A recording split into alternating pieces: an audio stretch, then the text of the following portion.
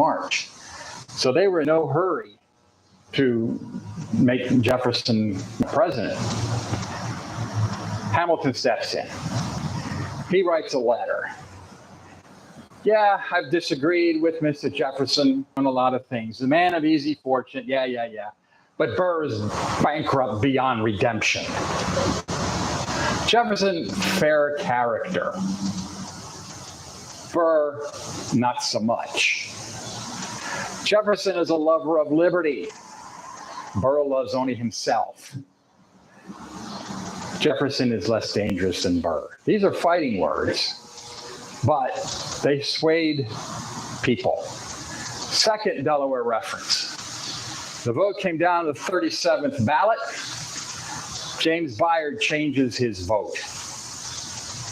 Also, 4 congressmen from Pennsylvania don't show up. So Jefferson is elected. And Jefferson is really peeved at Burr because Burr should have said, I ran as vice president. I don't need this. But he didn't. He went to some congressmen and said, well, if you want to elect me president, I won't turn it down. So Jefferson is really peeved at him. And he tells him right off the bat, you're not on the ticket in 04.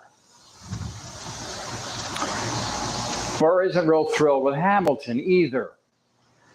And he knows he's not going to have a job in Washington, so he runs for governor of New York in 04. Hamilton pulls out his old letters, rewrites them, and says a lot of nasty things about Burr. They begin a correspondence where Burr is saying, look, I am really tired of you. You've been giving me grief now for a long time. Here's a list. And Hamilton goes, yeah, pretty much. I don't think you're a very nice person. And you certainly shouldn't be in office. So there's a dual challenge.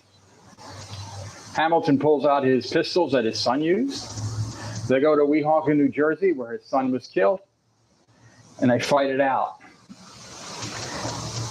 They do the paces, they turn. Hamilton throws away his shot. Burr doesn't. Shoots Hamilton, I think it was in the stomach, and the bullet kind of went all over the place. And he died again about 2 days later. Eliza Hamilton keeps her husband's flame alive, in spite of some really bad things that were happening. Hamilton was deeply in debt. She didn't know it. She had to sell off a lot of property, move in with her parents. When her parents died, she got a lot of money. And she used that money to pay off her debts and to repurchase some property. She also uses that to found the Graham Windham Orphanage, the first orphanage in New York. It's still there, only it's a school for disadvantaged children now. She founded it. She was the first president. She raised the funds for it, and she really made that happen. One more thing. I'm almost on time. Another Delaware the Third connection. Anybody know who this guy is?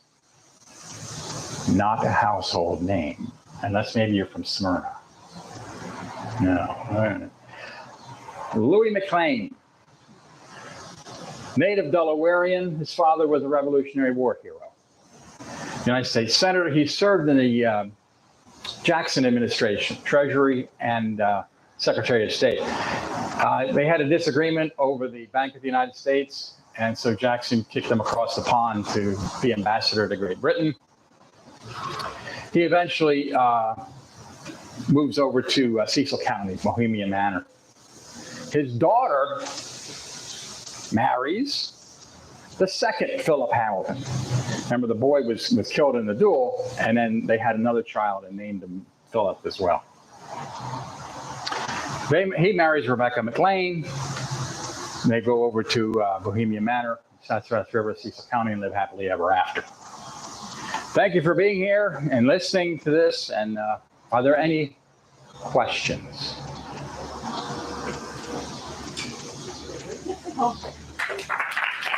Thank you.